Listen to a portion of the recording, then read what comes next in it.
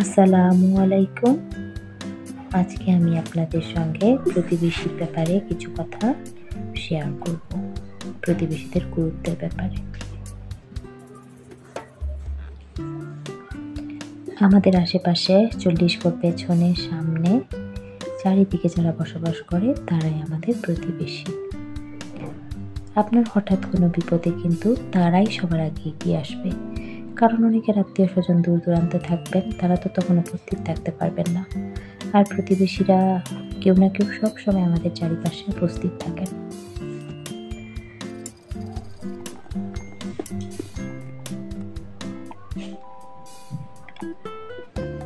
হ্যাঁ,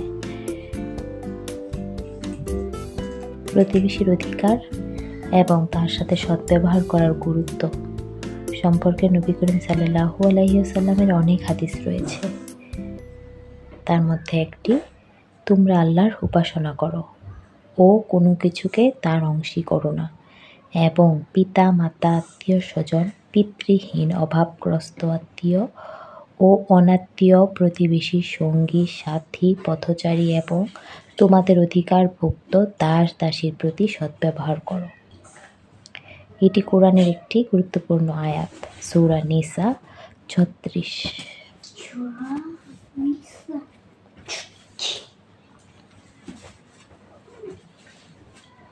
ইবনে উমার ও আয়েশা রাদিয়াল্লাহু আনহু বলেন, রাসূলুল্লাহ সাল্লাল্লাহু আলাইহি ওয়াসাল্লাম বলেছেন, জিবরাইল আমাকে সব সময় প্রতিবেশী সম্পর্কে ওসিয়ত করতে থাকেন। এমনকি আমার মনে হলো যে তিনি প্রতিবেশীকে ওয়ারিশ না বানিয়ে দেন। তাহলে বুঝুন প্রতিবেশীরা কতটা গুরুত্বপূর্ণ। রাসূলুল্লাহ সাল্লাল্লাহু আলাইহি ওয়াসাল্লাম বলেন, যখন তুমি কোনো ঝোলওয়ালা তরকারি রান্না করবে, তখন তাতে ঝোলের পরিমাণ বাড়িয়ে দিবে, যেন তুমি তা তোমার প্রতিবেশীর সঙ্গে শেয়ার করতে পারো। অন্য এক বর্ণনায় আবু জার বলেন, আমাকে আমার বন্ধু নবী করিম সাল্লাল্লাহু আলাইহি ওয়াসাল্লাম ওসিয়ত করে বলেছেন যে, যখন তুমি জলওয়ালা তরকারি রান্না করবে, তখন তাতে পানির পরিমাণ বেশি করো, অতঃপর তোমার প্রতিবেশীর বাড়িতে রীতিমতো পৌঁছে দাও।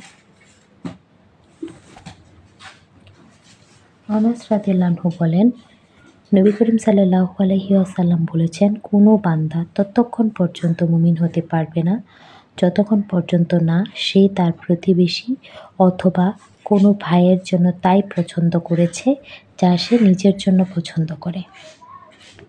তাহলে দেখুন কতটা গুরুত্বপূর্ণ প্রতিবেশী এবং অন্যান্য মানুষ। প্রতিবেশীর অধিকার সম্পর্কে রাসূলুল্লাহ সাল্লাল্লাহু আলাইহি ওয়াসাল্লাম আরও বলেন, সে মুমিন নয়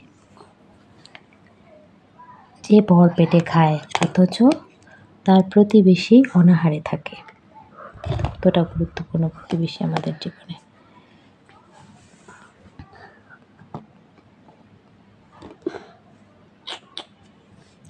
রাসূলুল্লাহ সাল্লাল্লাহু আলাইহি ওয়াসাল্লাম আরও বলেন, সে আমার প্রতি ঈমান আনেনি যে ব্যক্তি পরিতৃপ্ত হয়ে রাত্রি যাপন করে অথচ তার পাশে তার প্রতিবেশী ক্ষুধার্ত থাকে এবং এ কথা সে জানে।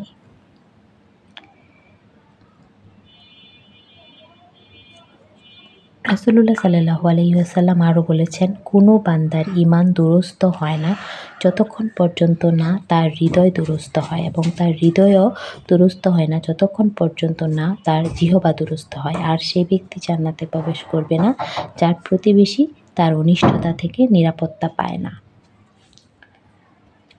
তাহলে এই আলোচনাগুলো থেকে কিন্তু আমরা বুঝতে পারি প্রতিবেশীর অধিকার কতটা গুরুত্বপূর্ণ, আর আমাদের দৈনন্দিন জীবনে তারা কতটা গুরুত্বপূর্ণ। কারণ আপনি একবার যে কোনো হঠাৎ বিপদে যদি পড়েন, তারাই কিন্তু আপনার জন্য সবার আগে এগিয়ে আসবে।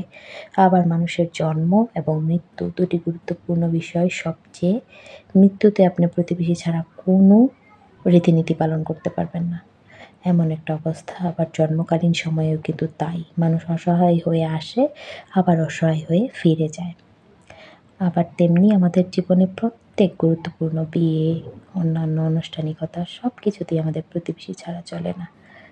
তাই আমাদের স্বাভাবিক জীবনে যখন আমরা ভালো থাকবো, তখন আমরা প্রতিবেশীদের প্রতি অনেক বেশি খেয়াল রাখবো। রাসূল সাল্লাল্লাহু আলাইহি ওয়াসাল্লামের গুরুত্বপূর্ণ হাদিসসমূহ থেকেও কিন্তু আমরা তাই সহজে অনুধাবন করতে পারি। তাই আমরা প্রতিবেশীর সঙ্গে সুসম্পর্ক বজায় রাখব। তাদের সঙ্গে উপহার, খাবার-দাবার বিনিময় করার চেষ্টা করব। সকলে মিলেমিশে থাকব। আজকে এই পর্যন্তই। সবাই ভালো থাকবেন। আর আশা করি আমার পাশে থাকবেন। আর যারা অলরেডি আছেন তাদের সবাইকে আন্তরিক ধন্যবাদ জানাবো। আল্লাহ হাফেজ।